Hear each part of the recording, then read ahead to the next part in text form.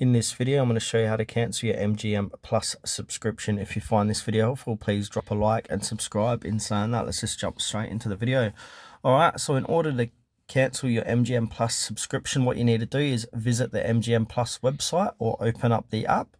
And then from there, make sure to log into your account. So enter your email address and password associated with your MGM Plus account.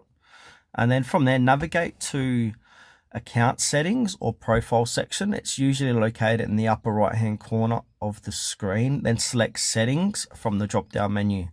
Then from there, look for manage subscription. So in the account settings, look for the subscription or billing section. Then click on manage subscription or cancel subscription.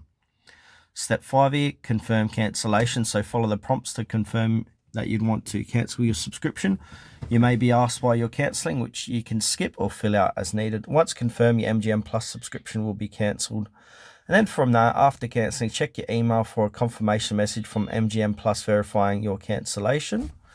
And important notes here, so if you subscribe for a third-party service like Amazon Prime or Roku, you'll need to cancel through that platform. You can still access MGM Plus until the end of your current billing cycle, even after cancellation.